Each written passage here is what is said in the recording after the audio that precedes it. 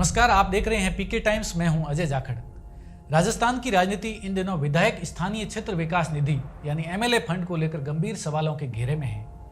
भाजपा के खींवसर विधायक रेवतराम डांगा, कांग्रेस की हिंडौन विधायक अनीता जाटव और बयाना की निर्दलीय विधायक ऋतु बनावत पर सामने आए कमीशनखोरी के आरोपों ने केवल इन 3 नामों तक सीमित न रहकर नई बहस को जन्म दे दिया है।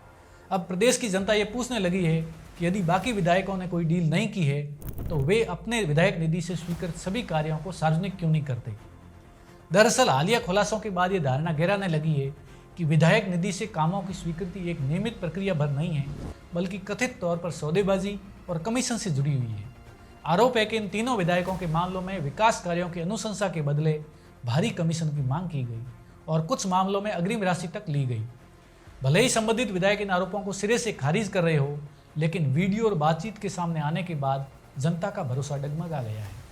राजस्थान में प्रत्येक विधायक को प्रति वर्ष लगभग 5 करोड़ रुपए की विधायक निधि मिलती है। इस राशि का उद्देश्य स्थानीय जरूरतों के अनुसार सड़क, भवन, पानी, बिजली जैसे विकास कार्य कराना है।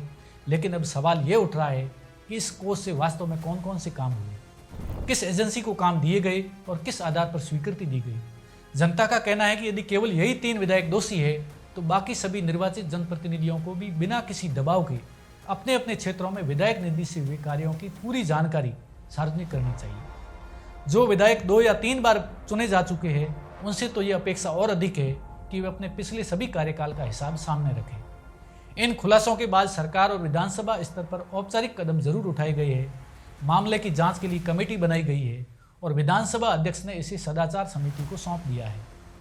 बावजूद इसके सबसे बड़ा राजनीतिक सवाल यह है कि जिन दलों की सरकारें और संगठन ईमानदारी और शुचिता की बातें करते नहीं थकते, वे अपने अपने आरोपित विधायकों पर कठोर कार्रवाई से क्यों बच रहे हैं। जब कथित तौर पर विधायकों को पैसे लेते हुए दिखाया गया है, तब केवल जांच के भरोसे बैठ जाना जनता को स्वीकार नहीं हो रहा है। भाजपा और कांग्रेस दोनों ही दल फिलहाल अपने विधायकों से जवाब तलब और आंतरिक जांच कमेटी की बात कर रहे हैं, लेकिन पार्टी से निष्कासन या निलंबन जैसी सख्त कार्रवाई से दूरी बनाए हुए है। राजनीतिक जानकारों का मानना है कि ये चुप्पी केवल 3 विधायकों को बचाने की कोशिश नहीं, बल्कि एक बड़े डर का संकेत है कि कहीं जांच की आंच और आगे न बढ़ जाए। क्योंकि यदि विधायक निधि के इस्तेमाल का सच पूरी तरीके से सामने आया तो कई और नाम भी सवालों के घेरे में आ सकते हैं। इस पूरे प्रकरण ने यह साफ कर दिया है कि मामला केवल व्यक्तिगत भ्रष्टाचार का नहीं, बल्कि व्यवस्था की पारदर्शिता का है। यदि विधायक निधि का उपयोग पूरी तरह से ईमानदारी से हुआ है तो उसका सार्वजनिक रिकॉर्ड सामने लाने में किसी को आपत्ति नहीं होनी चाहिए। उल्टा ऐसा करना विधायकों के लिए खुद को संदेश से बाहर निकालने का सबसे प्रभावी तरीका हो सकता है। लेकिन यदि जानकारी छिपाई जाती है तो जनता का संदेह और गहरा होना तय है। आज राजस्थान की राजनीति एक निर्णायक मोड़ पर खड़ी है। या तो विधायक और राजनीतिक दल पारदर्शिता का रास्ता चुनकर जनता का भरोसा लौटाएं, या फिर विधायक निधि से जुड़े ये आरोप आने वाले समय में पूरे राजनीतिक तंत्र की साख पर भारी पड़ेंगे। जनता अब केवल जांच रिपोर्ट नहीं, बल्कि स्पष्ट जवाब और खुले आंकड़े चाहती है, और यही इस पूरे विवाद का असली सार है। तो इस घटना को लेकर और इस खबर को लेकर आपका क्या कहना है, कमेंट करके जरूर बताइए और देखते रहिए पीके टाइम्स, क्योंकि है राजस्थान की आवाज।